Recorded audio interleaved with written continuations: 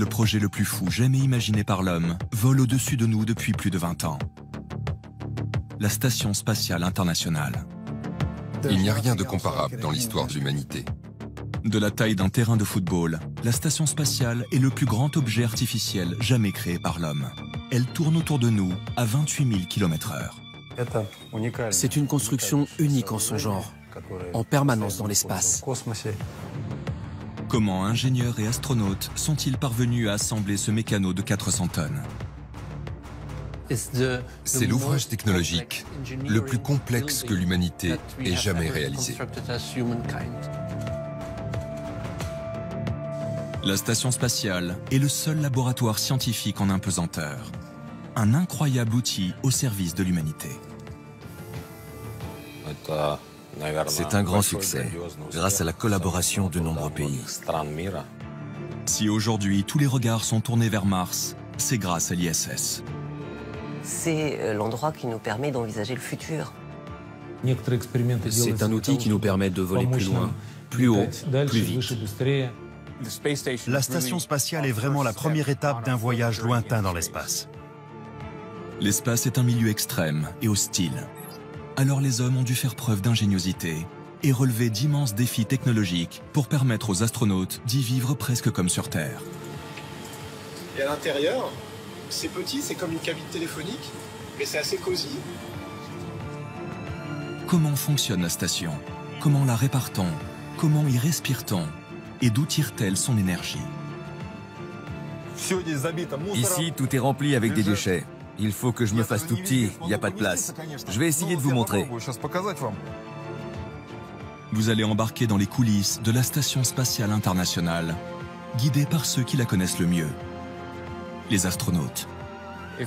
Si je le pouvais, j'y retournerais dès demain. C'est un endroit incroyable.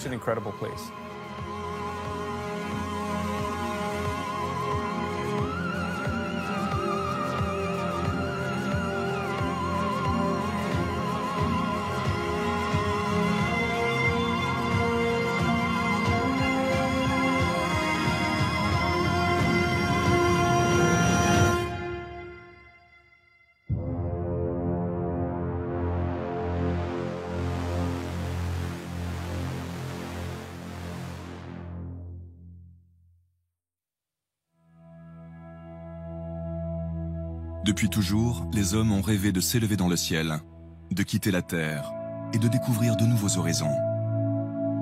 Cette quête insensée est devenue petit à petit une réalité. Mais le rêve ne s'est pas arrêté là.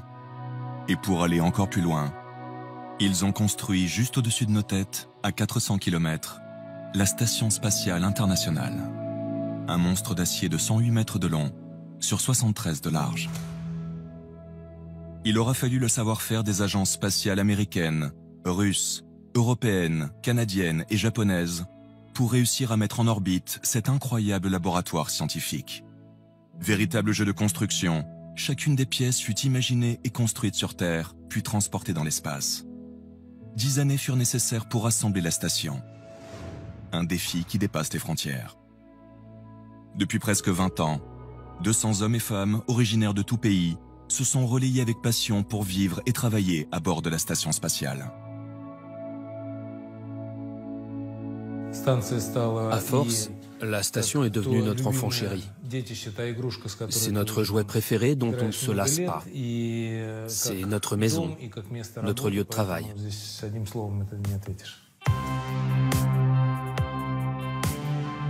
Rejoindre la station spatiale n'est pas une mince affaire. C'est le fruit d'un long voyage à bord du vaisseau russe Soyouz. Après 48 heures de vol, le Soyouz n'est plus qu'à 400 mètres de l'ISS. La première chose que vous voyez, c'est un point brillant comme une étoile qui apparaît sur l'écran. Au fur et à mesure que vous vous rapprochez, ce point s'agrandit. Et la première chose que vous découvrez, ce sont les ailes, les grands panneaux solaires de la station spatiale. Tels des explorateurs qui découvrent un nouveau monde, à chaque fois qu'ils s'approchent de la station, même les plus aguerris des astronautes s'émerveillent. Elle est vraiment immense. Tu l'as vu tout le temps en photo, sur des images ou en vidéo. Mais tu n'arrives pas à croire que les hommes ont été capables de construire cette gigantesque station qui vole dans l'espace.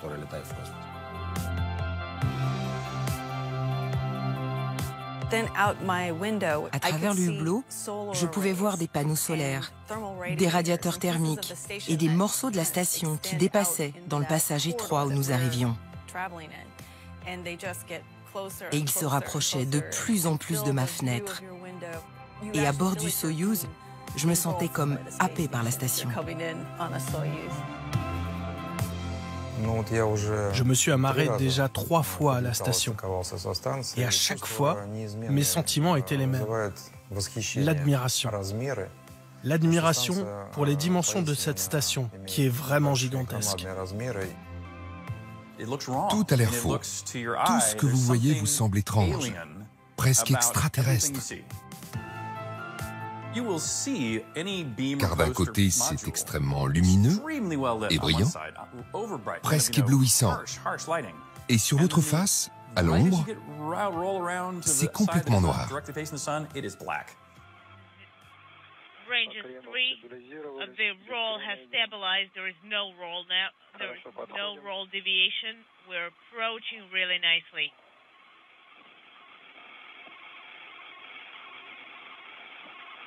Yes, Catania. Contact confirmed. And probe retraction confirmed. Docking confirmed. A textbook arrival for the brand new Soyuz MSO-1 spacecraft. Docking confirmed at 11:06 p.m. Central Time. Vous sortez du Soyouz, qui est très étroit, et vous devez traverser des sas qui sont encore plus étroits. En fait, vous avez 2 trappes à ouvrir, celle du Soyouz et celle de l'ISS. Vous rampez dans un espace très confiné, et vos coéquipiers vous tirent pour avancer. C'est comme un accouchement avec les docteurs de l'autre côté qui vous tirent et vous accompagnent pour entrer dans la station spatiale.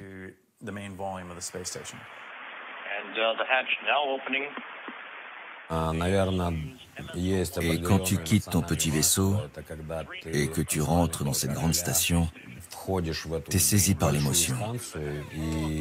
Tu découvres ce grand espace, tu reconnais des visages, tu es vraiment ému. Et forcément, ça te bouleverse.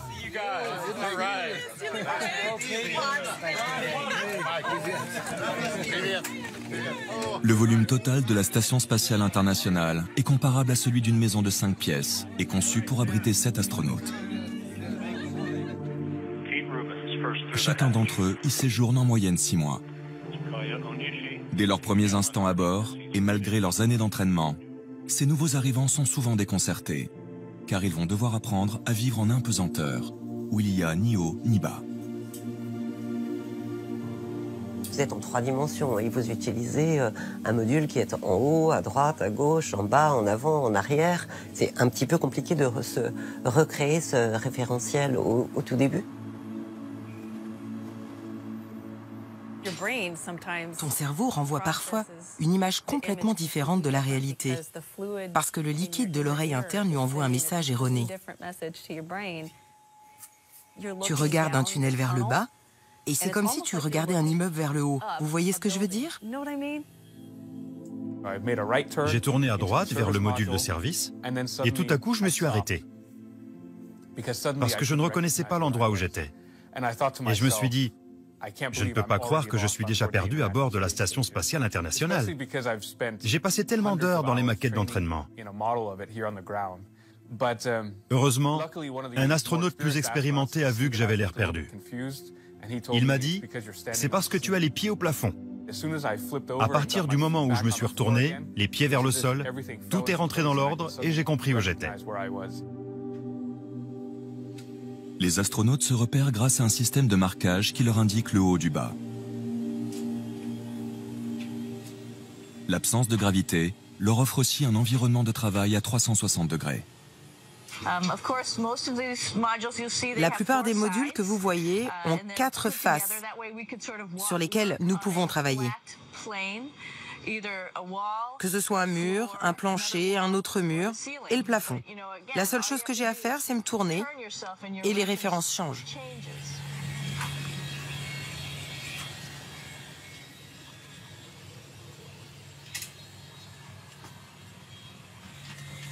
Cette absence presque totale de gravité présente des inconvénients pour le corps humain. Nous ne sommes pas faits pour vivre en apesanteur. Il y a trop de pression sanguine dans notre tête. C'est pourquoi au début, quand les astronautes arrivent, ils ont une tête gonflée, avec un visage rouge et un peu bouffi. Si le visage des astronautes est un peu gonflé, c'est que leur circulation sanguine se modifie. Le sang irrigue moins le bas du corps et s'accumule dans le thorax et la tête. Au niveau du cou et du visage, les veines gonflent. Alors forcément, cette modification de la circulation sanguine provoque quelques désagréments. Vous ressentez vraiment cette pression qui augmente à l'intérieur de votre crâne. Cela encombre votre nez et provoque quelques maux de tête. Mais au bout de quelques semaines, votre corps s'adapte et s'habitue à l'impesanteur.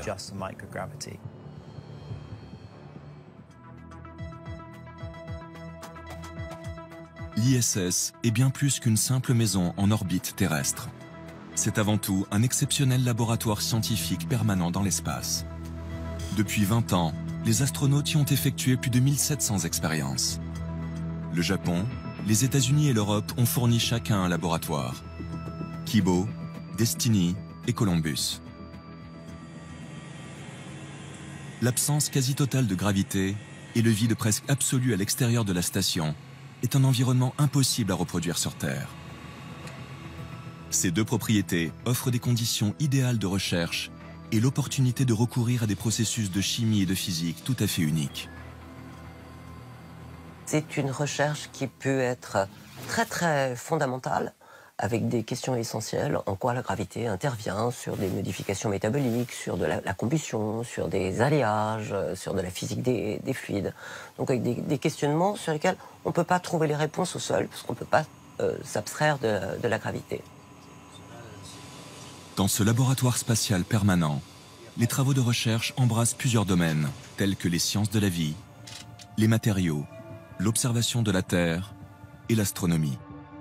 Déjà, les résultats de certaines expériences ont permis de fabriquer de nouveaux alliages révolutionnaires et de développer de nouveaux médicaments. L'ISS permet aussi d'assurer une présence humaine permanente dans l'espace et préparer ainsi un éventuel voyage habité vers d'autres planètes. Non seulement certaines expériences sont utiles pour la recherche fondamentale, mais certaines nous aideront à voler plus loin, plus haut, plus vite. Le succès de l'expérience Veggie, qui consiste à faire pousser des salades en orbite, est considéré comme un pas en avant pour les missions de longue durée. Ce système est prévu pour fournir en permanence à l'équipage une source d'aliments frais.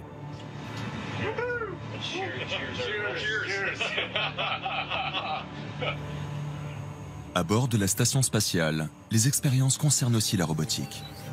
Dans quelques années, des robots commandés à distance par des hommes pourraient construire d'autres stations, voire même mener des expériences.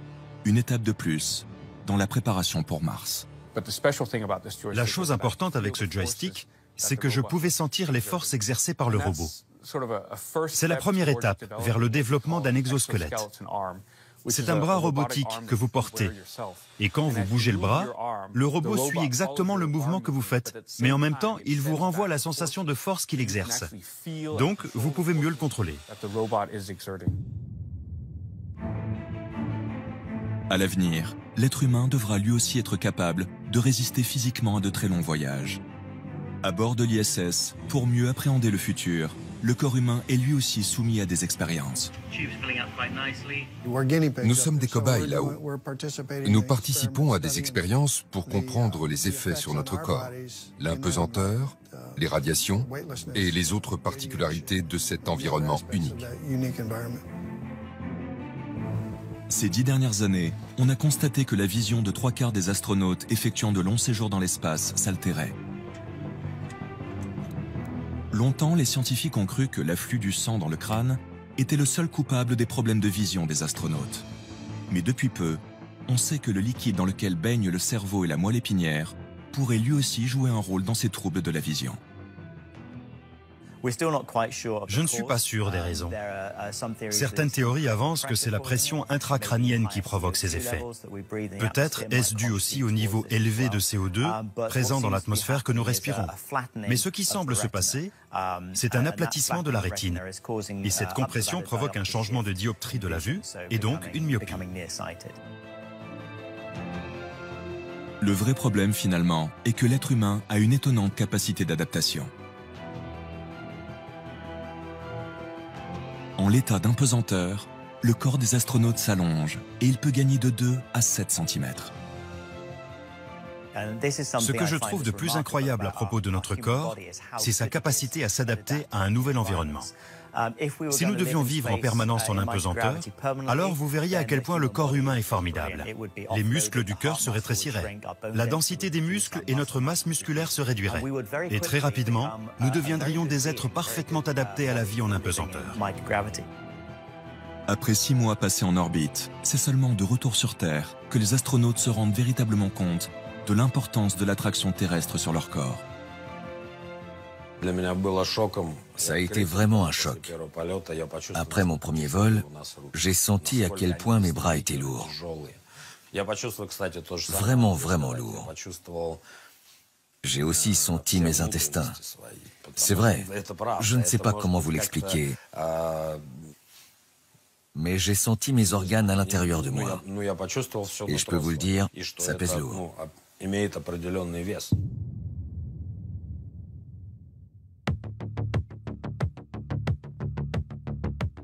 L'idée d'installer une station habitée autour de la Terre ne date pas d'hier. Dès les années 20, le russe Konstantin Tsiolkovsky, maître incontesté de l'astronautique, imagine une station capable d'abriter des hommes. En 1971, les Russes placent en orbite la première station spatiale, Salyut 1. Les Américains répliquent 2 ans plus tard, avec la station Skylab. En pleine guerre froide, en 1975, Russes et Américains prouvent que la coopération spatiale est possible avec la mission commune Apollo-Soyouz. Après Apollo-Soyouz, il y a eu une pause dans les programmes des vols habités, du côté de l'URSS comme du côté des États-Unis. Au milieu des années 80, l'heure n'est plus à la coopération spatiale. Les Américains ont leurs navettes et les Soviétiques dominent les vols habités avec la station Mir. Les États-Unis projettent de construire leur propre station. Devant l'ampleur de la tâche et le coût financier, Européens, Canadiens et Japonais prennent part au projet. À la chute du bloc soviétique, la Russie intègre également l'aventure. C'est la naissance de l'ISS, la Station spatiale internationale. Les participants s'engagent à partager leur savoir-faire et à fournir à chacun une partie de station. Le principe de construction est simple. 15 modules seront construits sur Terre, puis assemblés dans l'espace. En fait, la station spatiale est le plus grand mécano jamais construit. Le chantier s'annonce pharaonique. Aujourd'hui encore, on parle des pyramides avec admiration. Eh bien, l'ISS, c'est pareil. Dans le futur, on parlera de l'ISS comme on parle des pyramides. Les bâtisseurs de l'espace entrent en scène quand, en 1998, le premier module américain vient s'amarrer au premier module russe.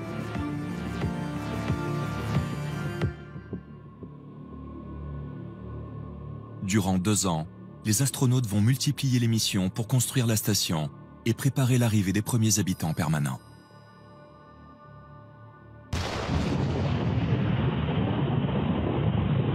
Le 2 novembre 2000, le cosmonaute Sergueï Krikalev devient officiellement le premier habitant de la Station spatiale internationale. La première chose qu'on avait à faire, c'était d'allumer la lumière. Après, il a fallu établir la liaison avec la Terre et j'ai dû trouver un câble caché derrière un panneau. Et on a pu réaliser le premier reportage. Après, on a branché le système du module de service. On a mis en marche le bloc pour fabriquer de l'air, pour purifier le gaz carbonique, celui pour ventiler l'oxygène. C'était des moments critiques. Si on n'avait pas réussi à mettre en marche tout ça, on n'aurait pas pu rester longtemps à bord de la station, parce que les réserves de notre vaisseau Soyouz étaient très réduites. La construction de la station va nécessiter 115 tirs de fusée pour acheminer les modules et transporter les équipages.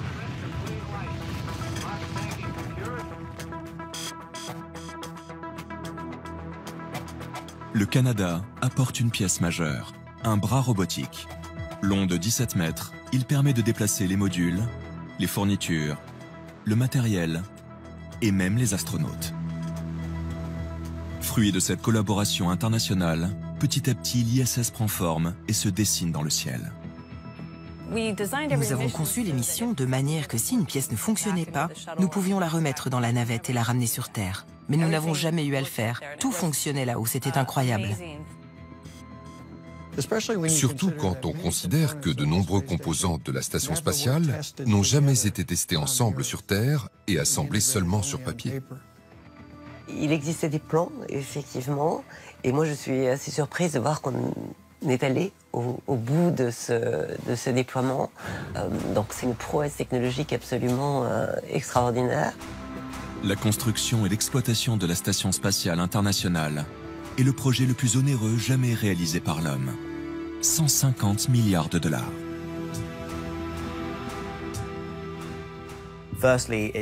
Tout d'abord, quand on voit les retombées scientifiques pour la population sur Terre, ce n'est pas une énorme somme d'argent. Et c'est en plus une police d'assurance incroyablement rentable pour notre avenir.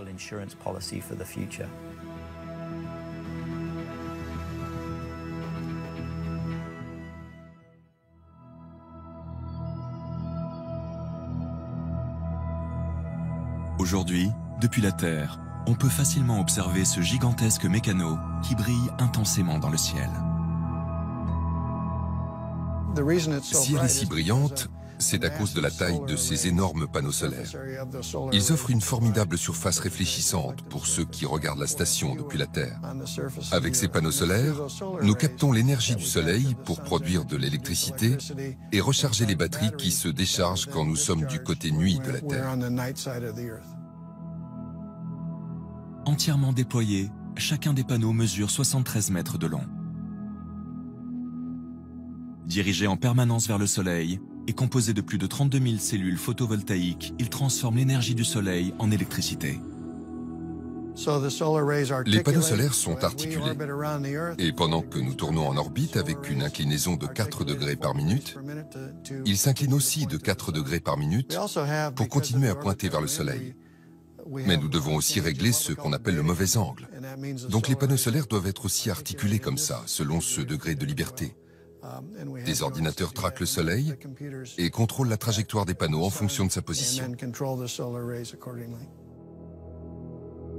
L'ensemble des panneaux solaires de la station spatiale pourrait alimenter en électricité une quarantaine de maisons. Cette unique source d'approvisionnement en énergie est vitale pour l'équipage.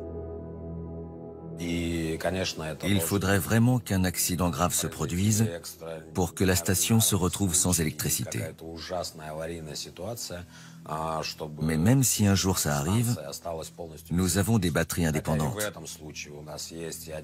Et nous avons également des batteries solaires sur nos vaisseaux Soyouz. C'est quasi impossible d'imaginer la station sans électricité.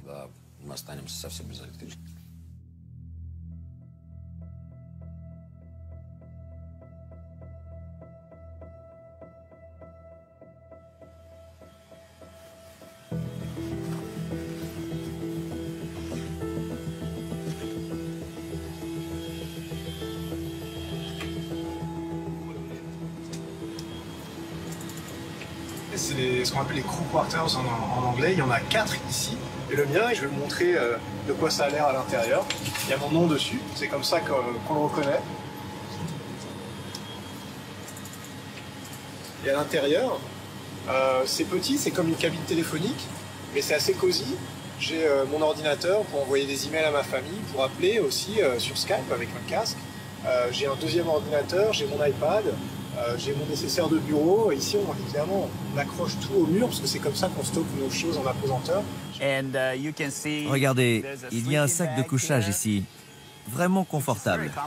Il est fixé au mur pour que je ne flotte pas et que je ne cogne rien. C'est vraiment agréable de voler, flotter et dormir en apesanteur. Vous dormez dans une boîte et vous vous réveillez, et il y a cet ordinateur juste devant votre visage avec votre emploi du temps qui vous crie « Lève-toi, va travailler ». C'est ça notre quotidien. Le matin, on se lève et puis on se prépare pour aller travailler, comme sur Terre.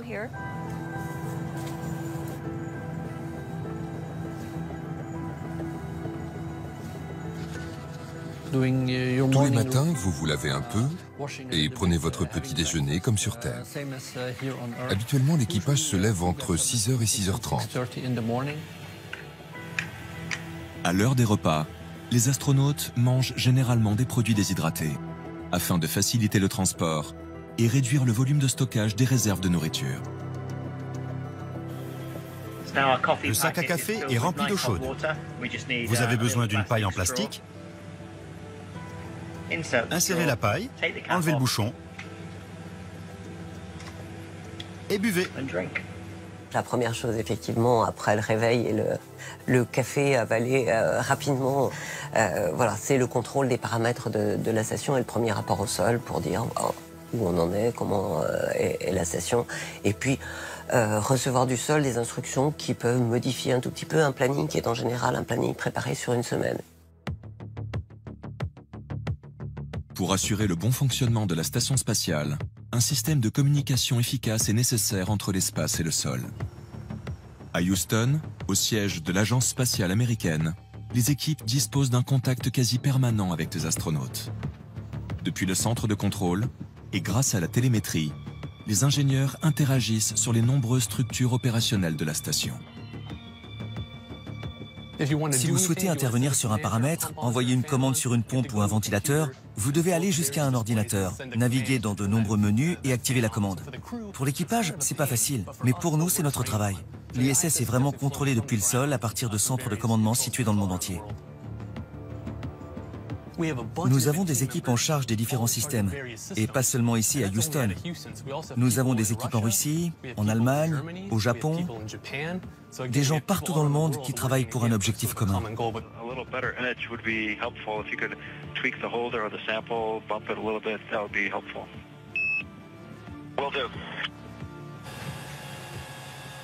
Chacun des modules de la station offre des possibilités de communication avec la Terre. Cet écran est intéressant parce qu'il nous indique comment vont les systèmes, mais surtout, il nous indique les possibilités de communication. Nous avons 4 canaux, espace-terre, et il nous indique lesquels sont libres. Il est à l'envers, mais c'est souvent comme ça ici.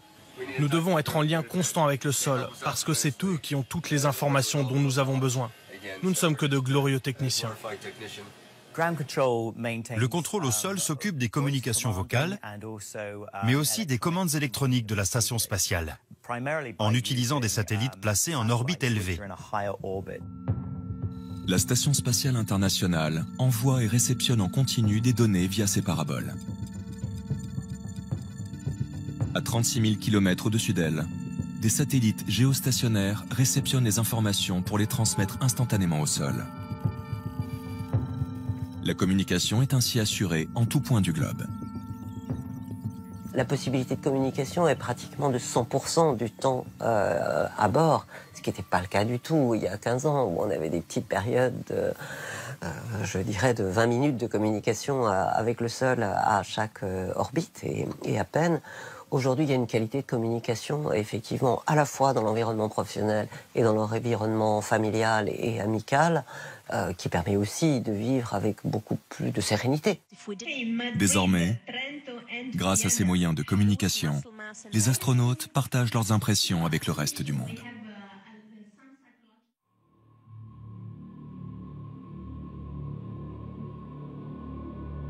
Sur Terre, l'homme a besoin d'oxygène. Mais dans l'espace, il n'y en a pas. La Station spatiale internationale embarque plusieurs systèmes pour en produire et en fournir à l'équipage. L'atmosphère à bord de l'ISS est très similaire à celle que nous avons ici sur Terre. La seule différence est que nous avons un peu plus de CO2 à bord de la station. Et ça peut devenir un vrai problème pour les astronautes. Une grande partie de mon travail consiste à surveiller la chaîne de fabrication de l'oxygène. L'idée est de prendre de l'eau, H2O, et grâce à l'électricité de séparer l'hydrogène de l'oxygène. Une partie de l'oxygène est fabriquée dans le module de service russe. Vous êtes ici dans le module de service. Vous voyez qu'il n'est pas très grand, mais il est essentiel. Dans ce module, il y a tous les systèmes nécessaires à la vie des cosmonautes. Il contient des réservoirs d'eau recyclés dans lesquels passe de l'électricité. Cette charge électrique isole les composants chimiques de l'eau, l'hydrogène et l'oxygène. On appelle cela une électrolyse. Nous récupérons l'oxygène de l'eau, nous l'envoyons dans la station pour que l'équipage respire. Des pompes propulsent l'oxygène à travers des tuyaux qui traversent la station pour alimenter l'équipage en air frais. Nous pouvons contrôler la constitution de l'atmosphère et vérifier la quantité d'oxygène et de gaz carbonique que nous avons. Devons-nous fabriquer l'oxygène? Avons-nous besoin d'évacuer du gaz carbonique? Devons-nous remplacer l'azote? À partir de cette salle, nous pouvons consulter de nombreuses données appelées télémétrie. Fabriquer de l'oxygène, c'est une chose, mais l'air ne doit pas stagner. Alors la station spatiale compte sur un réseau de soufflerie très perfectionné. Si vous n'avez pas de système de ventilation ou de ventilateur pour mélanger l'air, des poches d'oxygène et des poches de gaz carbonique se formeront. Dans le pire des cas, si vous dormez par exemple, et que l'air ne circule pas, vous pouvez générer une bulle de gaz carbonique autour de votre bouche et étouffer à cause d'elle. À bord de la station, l'eau est donc essentielle pour s'hydrater, se laver et aussi pour respirer. Au début des années 2000, lorsque le premier équipage s'est installé, l'eau était livrée depuis la Terre dans des sacs. Aujourd'hui, les cargos de ravitaillement continuent d'apporter de l'eau, mais pas de quoi satisfaire toute la production en oxygène ni la consommation courante des astronautes. Alors, plus qu'ailleurs, l'eau est une ressource vitale qu'il ne faut surtout pas gâcher. Pour compenser l'absence de gravité, les astronautes doivent faire au minimum 2 heures de sport par jour. Alors de l'eau, ils en perdent beaucoup. Lorsque nous faisons du sport, par exemple, nous transpirons. Pour se laver, nous utilisons de l'eau et nous nous séchons avec des serviettes. Il suffit d'accrocher ces serviettes comme vous le feriez à la maison. Et naturellement, elles vont sécher dans l'air. Nous accrochons ces serviettes près d'une grille de ventilation, comme vous pouvez le voir ici, pour qu'elles puissent sécher, et toute l'eau est récupérée. Elle s'évapore dans l'air, puis rentre dans le système d'air conditionné. Elle passera dans le système de recyclage et redeviendra de l'eau potable. Et dans ce souci permanent d'économie, même les toilettes sont mises à contribution. Donc l'urine est recyclée par tout un système pour la rendre potable. En fait, on boit notre pipi. Il y a derrière un système qui sépare l'urine de l'air. L'urine va ensuite dans le système de recyclage. Elle est filtrée et renvoyée dans le circuit d'eau. Et aujourd'hui, nous parvenons à recycler environ 70% de l'eau à bord de l'ISS. Aujourd'hui, ce système complexe de récupération des eaux et de fabrication d'oxygène garantit une eau et de l'air souvent plus pures que celles que l'on consomme dans nos maisons. Et maîtriser le recyclage des déchets, c'est aussi la clé pour envisager les voyages lointains. Grâce à l'électrolyse, nous pouvons séparer l'oxygène de l'hydrogène et produire plus d'eau et plus d'oxygène. Et nous obtenons aussi un sous-produit, le méthane. Aujourd'hui, dans le cas de la station spatiale, le méthane est un déchet que nous évacuons de la station. Mais nous pourrions potentiellement utiliser la même réaction sur Mars et produire du méthane comme carburant pour quitter Mars et rentrer à la maison.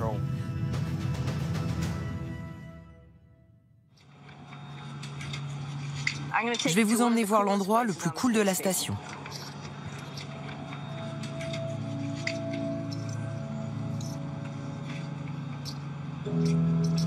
L'endroit de la Station spatiale internationale apprécié de tous se situe au bout du module Tranquility. Il s'agit de la coupole. Ce dôme, doté de 7 fenêtres blindées panoramiques, est toujours orienté vers la Terre qui défile perpétuellement.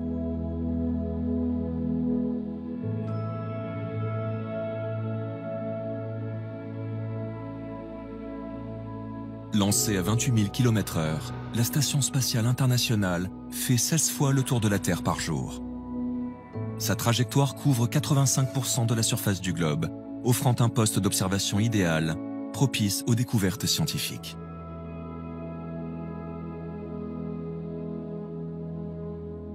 Dans le cadre de l'une de ces expériences, l'astronaute danois Andreas Mogensen cherche à filmer des phénomènes météorologiques d'habitude impossibles à observer depuis la Terre. Un soir, après le dîner, je me suis installé dans la coupole et un gigantesque orage a commencé à se former. J'ai pris mon appareil photo et j'ai commencé à filmer autant que je pouvais. J'ai pu filmer des éclairs rouges, mais aussi des blue jets, des cônes de foudre bleue, dont l'impact a lieu au-dessus des nuages. C'est quelque chose de nouveau. C'est la première fois qu'un tel phénomène a été filmé. Ça pourrait nous aider à comprendre le changement climatique et le réchauffement de notre planète. Car c'est un phénomène qui transporte les gaz de l'atmosphère à la stratosphère.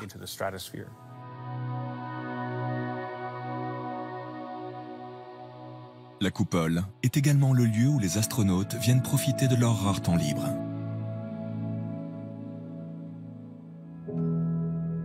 La coupole va me manquer, parce que j'y allais toutes les nuits pour une orbite et je regardais la Terre. Je savais que j'étais en sursis et que je ne reverrais pas ça de sitôt. C'est un spectacle envoûtant. On peut regarder la Terre des heures entières à travers le hublot, car la Terre, elle change tout le temps. D'abord, on a tendance à regarder l'ensemble. Et plus vous passez de temps en haut, et plus vous commencez à regarder les détails et à identifier des lieux que vous avez déjà visités ou que vous voudriez visiter.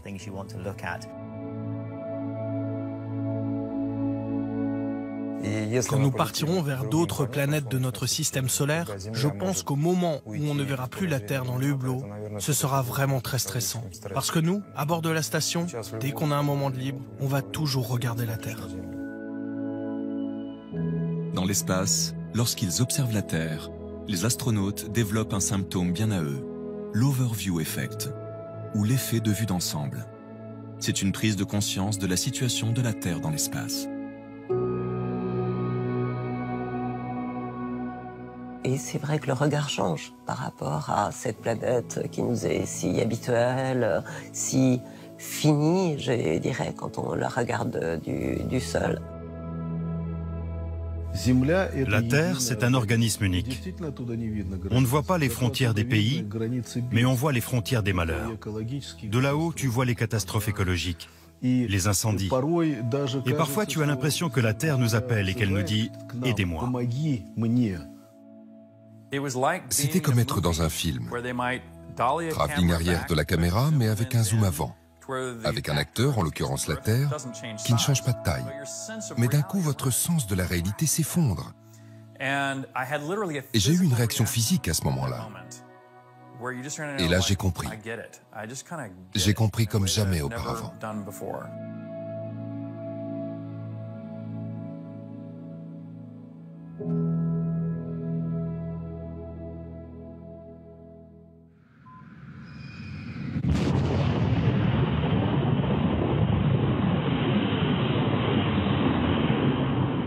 Rejoindre la Station spatiale internationale est une aventure périlleuse. Un voyage vers l'espace débute forcément au cœur de la Russie, au cosmodrome de Baïkonour. Forcément, car aujourd'hui, le seul moyen d'envoyer des astronautes vers l'ISS est le vaisseau russe Soyouz, surnommé le taxi de l'espace.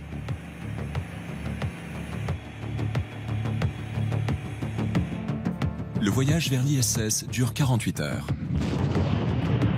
C'est dans ce petit module, perché à plus de 40 mètres de haut, que les astronautes sont installés. Harnachés à leur siège, prêts à décoller, c'est grâce à cette cabine, appelée module de descente, que les astronautes pourront aussi revenir sur Terre. Quand le vaisseau arrive en orbite, l'équipage rejoint le module orbital. De la taille d'une camionnette, c'est ici qu'ils vont pouvoir se détendre. À l'autre extrémité se situe le module de service. Il contient des systèmes de guidage, des batteries et des moteurs pour les manœuvres.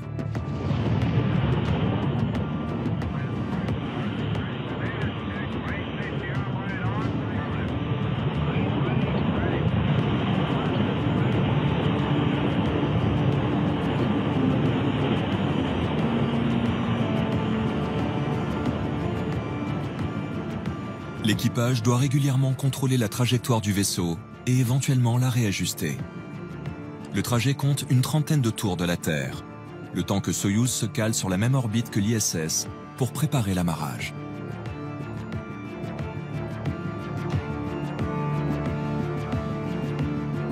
À l'approche de la Station spatiale internationale, Soyouz s'oriente dans la bonne direction et adapte sa vitesse.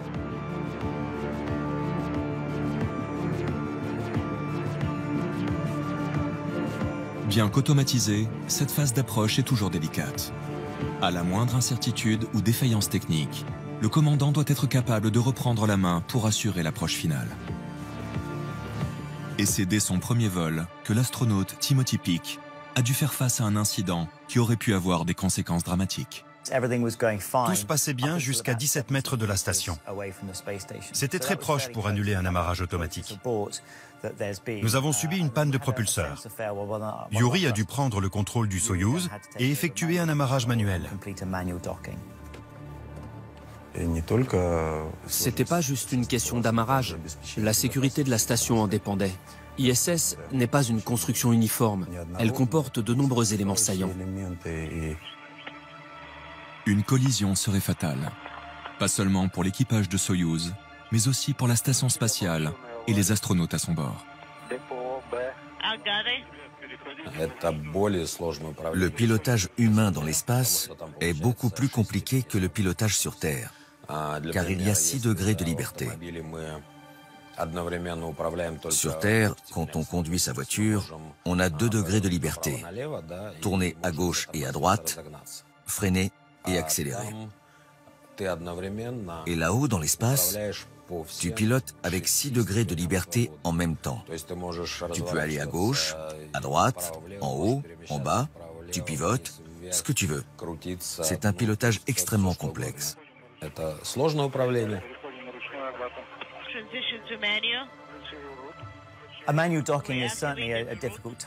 Un amarrage manuel est certainement ce qu'il y a de plus difficile. Dans notre cas, c'était encore plus compliqué car nous passions du jour à la nuit et la réflexion du soleil sur la station était puissante. Yuri avait beaucoup de mal à voir le port d'amarrage dans le périscope et à aligner correctement le vaisseau.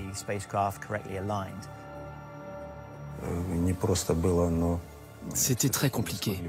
Mais finalement, j'ai réussi à m'approcher à une distance qui permettait de viser le nœud d'amarrage, de régler la vitesse, préciser la position angulaire, et finalement, nous avons réussi l'amarrage.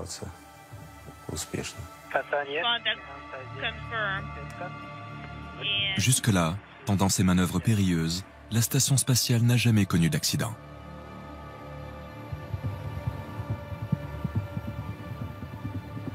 Depuis quelque temps, des sociétés privées et la NASA développent de nouveaux vaisseaux afin de transporter des astronautes vers la Station spatiale internationale.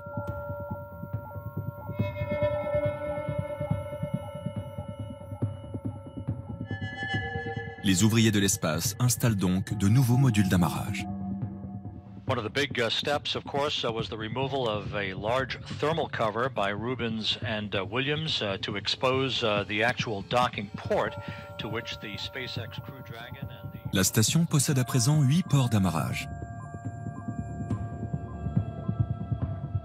Outre les vaisseaux des passagers, ceux d'un autre genre s'amarrent aussi à la station spatiale. Il s'agit des cargos de ravitaillement.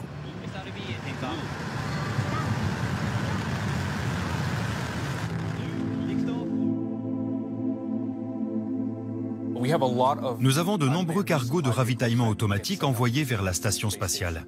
Il y a des cargos japonais, des Russes et des Américains.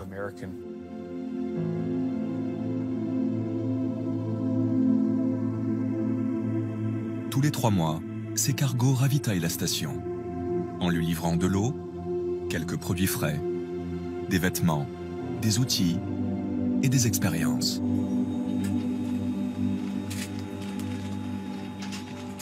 Une fois vidés de leur cargaison, ces vaisseaux ont une autre fonction importante. Ils servent de poubelle à la station spatiale. La station spatiale est un système fermé, donc tout ce que vous montez doit redescendre à un moment donné. Par exemple, on nous envoie des vêtements pour l'équipage, mais nous n'avons pas de machine à laver. Les astronautes doivent porter le même pantalon pendant une longue période. Nous avons 2 pantalons pour 6 mois. Vous devez aussi porter le même t-shirt pour 1 ou 2 semaines. Et lorsqu'il est sale, il est mis à la poubelle. Toutes les ordures sont accumulées dans les véhicules de fret. Je vous invite à me suivre dans le cargo Progress, qui est chargé et prêt au désamarrage. Il est rempli de sacs contenant des déchets. Il faut que je me fasse tout petit. Il n'y a pas de place. Je vais essayer de vous montrer.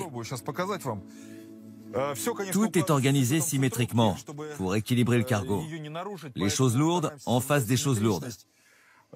Vous voyez ici, par exemple, il y a des colonnes de purification, des seaux qu'on a utilisés, et même notre linge sale, et des petits emballages avec nos poubelles. Les cargos chargés des déchets seront désamarrés. Ils brûleront et se désintégreront en entrant dans l'atmosphère. Mais certains de ces cargos de ravitaillement remplissent une dernière fonction qui concerne directement l'ISS. Ils lui servent de moteur. La station n'étant pas capable de se maintenir toute seule à la bonne orbite. L'ISS est situé à environ 400 km de la surface de la Terre.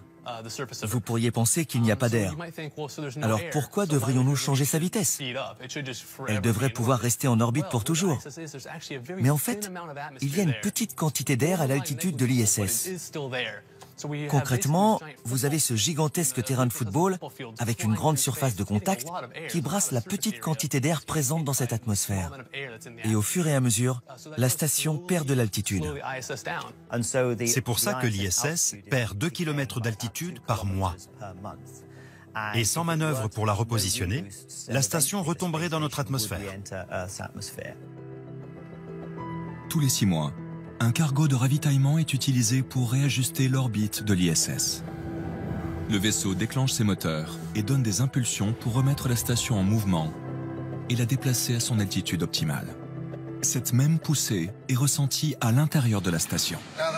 Je vais vous montrer l'accélération et la poussée en utilisant cet appareil photo. Il est plutôt imposant. Là, il n'y a pas d'accélération.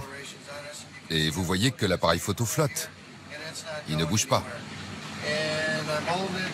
Moi, je commence à ressentir l'accélération. Ça y est, l'appareil va avancer. Je vais essayer de ne pas vous rentrer dedans. Il n'y a pas que la hauteur de l'orbite à réguler. Il faut également maintenir la station spatiale toujours dans la bonne orientation. La station spatiale est maintenue dans ce que nous appelons un plan LVLH, local vertical, local horizontal. Ça veut dire que quand la station spatiale est en orbite, elle tourne toujours face à la Terre.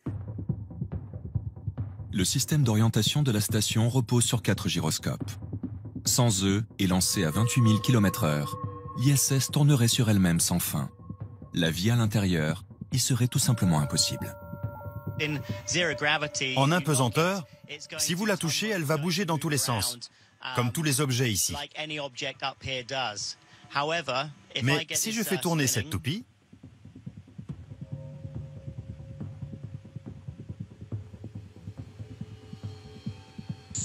quand la toupie tourne, vous pouvez voir comme elle devient stable. Et même si je la touche, elle ne va pas changer d'axe. Elle restera droite. Les gyroscopes tournent donc comme une toupie ou une roue de vélo pour assurer la stabilité.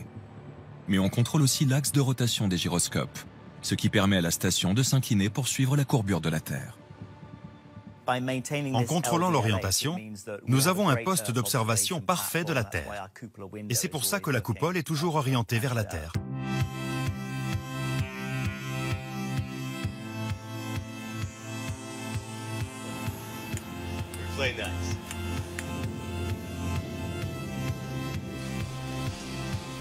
Quand ils ne sont pas en train de faire des expériences scientifiques, les astronautes se consacrent à la maintenance et à l'entretien de leur station.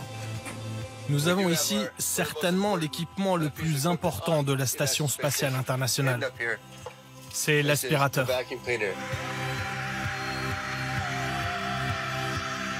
Même si un système de filtre permet d'éliminer les particules et certains microbes, le ménage régulier dans ce milieu confiné évite le développement des bactéries.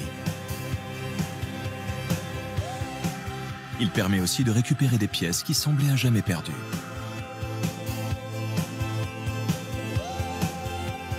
La Station spatiale internationale est perpétuellement en chantier. Le quotidien des astronautes est rythmé par des réparations et travaux d'amélioration. Malgré toutes ces précautions, elle n'est pas à l'abri d'une panne, voire d'une grosse avarie. C'est ce qu'a constaté l'astronaute américaine Tracy Dyson un soir de juillet 2010, juste avant d'aller se coucher. Tout le monde était parti se coucher et moi je faisais mon inspection quotidienne de la partie américaine de la station spatiale. J'étais en train d'éteindre le tapis roulant quand tout à coup des alarmes rouges et jaunes se sont mises à sonner. C'était plus grave qu'un problème sur le tapis roulant. Et on a vite compris qu'il y avait un problème sur le système de contrôle de la température. Ce système de contrôle de la température est vital pour la survie des astronautes. Car à l'extérieur de la station, les températures oscillent entre moins 150 degrés à l'ombre et plus 120 degrés face au soleil.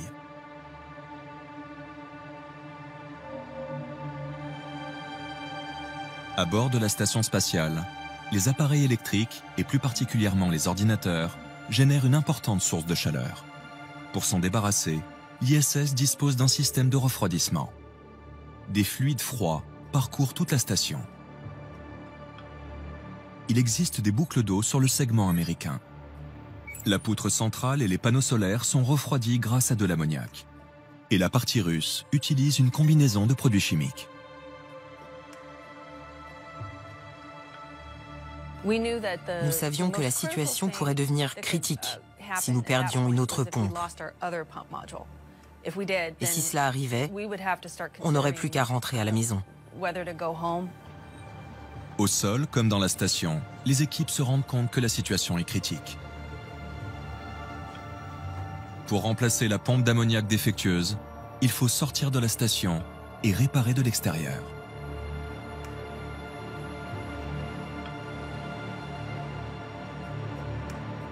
Plus que n'importe quelle autre activité, sortir dans l'espace ne laisse pas de place à l'improvisation et demande une longue préparation. Les jours qui précèdent une sortie extravéhiculaire, nous avons énormément de formalités à accomplir, avec des conséquences graves si on ne les respecte pas. Si un cosmonaute vous raconte qu'il n'a pas peur quand il sort dans l'espace, ou qu'il a effectué un vol vers ISS en étant calme, sans aucune crainte, ne le croyez pas. Il existe 2 sas de dépressurisation pour effectuer les sorties. L'un sur la partie russe, l'autre sur la partie américaine.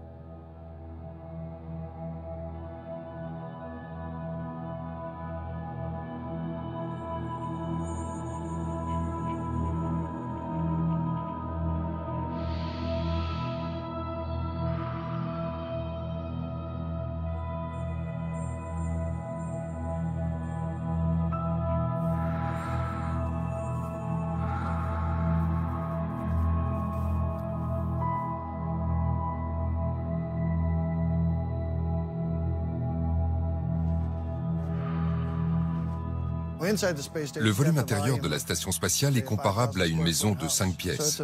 C'est déjà grand, mais c'est infime comparé à la structure extérieure.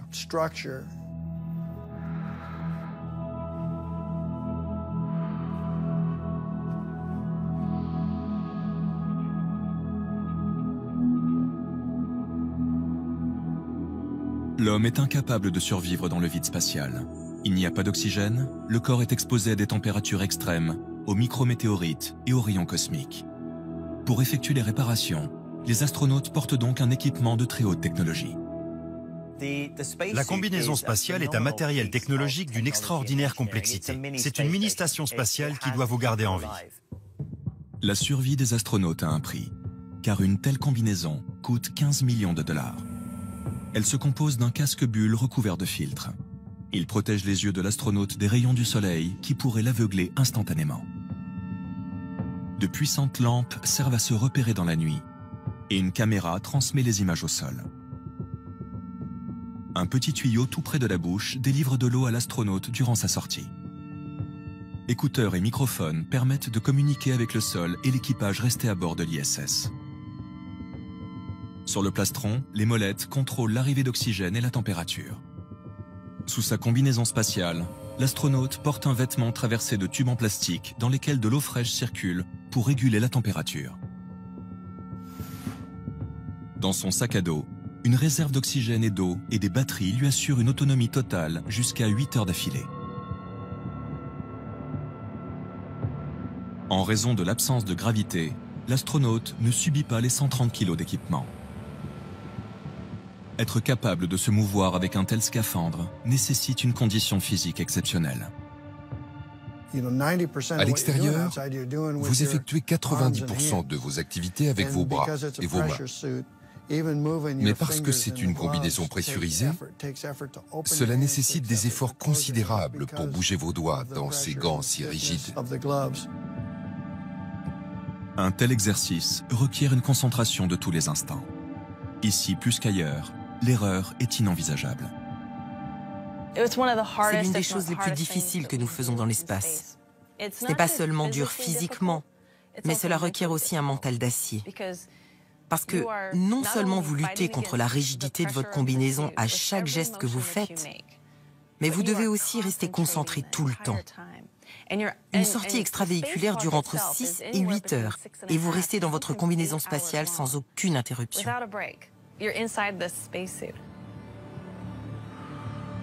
L'assemblage et l'entretien de la station orbitale a demandé plus de 1000 heures d'activité extravéhiculaire. Avec ses sorties dans l'espace, les astronautes ont effectué de nombreuses tâches essentielles et vitales pour la station. Sans ces sorties extravéhiculaires, l'ISS n'existerait pas.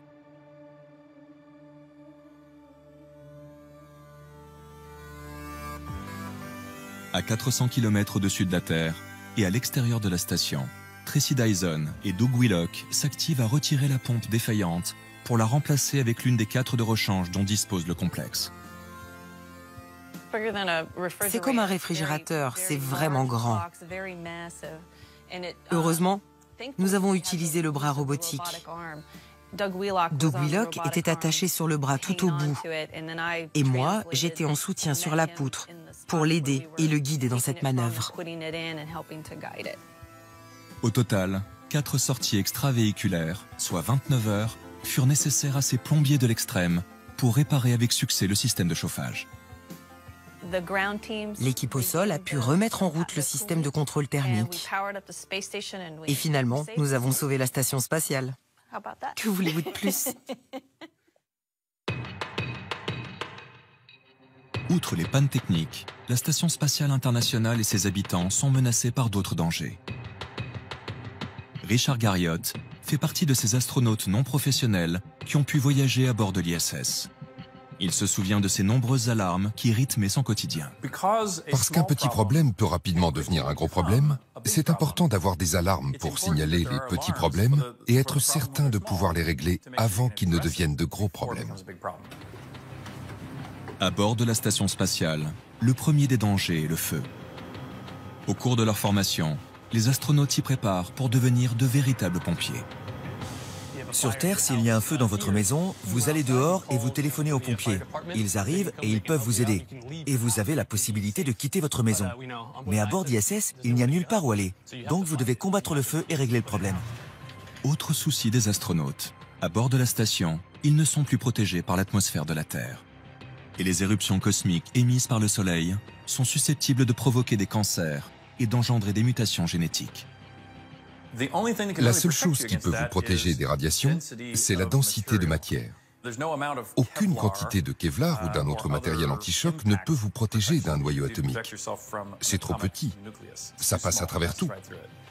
La meilleure protection, c'est de dormir ou de passer le plus de temps possible derrière un bloc conséquent de matière. Par exemple, dans la partie russe, l'endroit où ils stockent les batteries, car elles sont de bonne protection. En cas de forte éruption solaire, certains modules servent de refuge pour protéger l'équipage. La troisième menace pour la Station spatiale internationale sont les débris de l'espace. Si vous observez un vieux hublot qui est en place depuis 10 ou 20 ans, vous verrez des impacts de débris spatiaux. Ils peuvent être incroyablement petits, mais lancés à 28 000 km/h, cela peut quand même faire un sacré trou. Un objet aussi petit qu'un grain de sable, lancé à 28 000 km/h, est susceptible de perforer la coque de la station, de provoquer une dépressurisation et de tuer l'équipage à bord. Les ingénieurs ont élaboré une carte représentant en rouge les zones de la station les plus exposées aux débris de l'espace. Celle-ci leur permet d'identifier les zones à protéger en priorité. Mais les modules sont recouverts d'une couche d'aluminium qui ralentit les microdébris. Une couche de céramique et de Kevlar réduit les débris en poussière. La dernière couche bloque les particules et protège les astronautes. Plus de 100 000 pièces de fusées et satellites, stigmates de l'activité humaine dans l'espace, jonchent la trajectoire de l'ISS, allant de la taille d'une pomme à celle d'un bus. Les ingénieurs au sol sont capables de surveiller ces débris. Et pour éviter tout impact, l'altitude de la station peut être réajustée.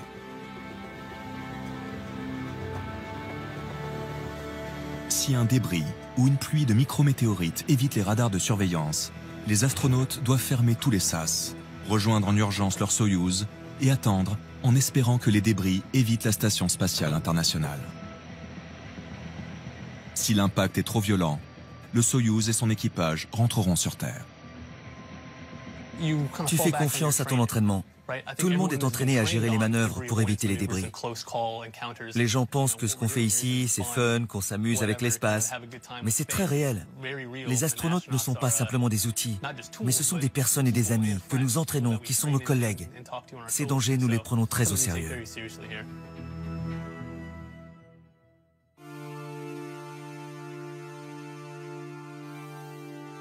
Depuis 1998, la Station spatiale internationale est au service de l'homme et grâce à elle, il a appris à vivre dans l'espace. Aujourd'hui, tous les regards sont tournés vers Mars, voire même au-delà. Grâce à l'ISS, les rêves les plus fous sont envisageables. Vous savez, je suis d'accord avec Konstantin Tsiolkovsky. Il a dit que la Terre est notre berceau et qu'il est impossible d'y rester éternellement. Et je pense aussi que l'humanité est obligée de devenir une civilisation interplanétaire. Initialement, la désorbitation de la station et sa destruction étaient prévues pour 2020. Mais sa durée de vie a été prolongée jusqu'en 2024, voire 2028. De quoi maintenir encore pour quelques années une présence continue de l'homme dans l'espace au service de la connaissance. Les recherches effectuées à bord de la station spatiale nous aident déjà pour ces missions. Nous apprenons à vivre et à travailler dans l'espace. Nous apprenons comment le corps humain s'adapte. Nous pratiquons actuellement des essais sur l'interaction robot-humain. Nous avons des astronautes qui conduisent des rovers autour de la Terre depuis la station spatiale. Nous comprenons toutes les techniques de communication. Nous cultivons notre propre nourriture à bord de la station spatiale. Nous comprenons mieux les radiations et leurs effets sur le corps humain. Comment nous pouvons protéger les équipages contre les rayonnements lorsque nous effectuons ces missions. Il y a tout un champ de recherche et d'application qui nous aideront pour les futures missions martiennes. La Station spatiale internationale est la plus grande réussite technologique de l'homme. Mais bien au-delà, elle est la preuve que la coopération entre les peuples est possible. J'espère que ces vols habités peuvent aussi aider les hommes sur Terre à se réunir et trouver ensemble des solutions pacifiques comme nous le faisons dans la Station spatiale internationale. Malgré les tensions entre les États-Unis, la Russie et l'Europe, nous travaillons toujours ensemble. Nous faisons toujours de la science ensemble, au service de l'humanité. Nous espérons que les gens du monde entier prendront exemple sur l'ISS.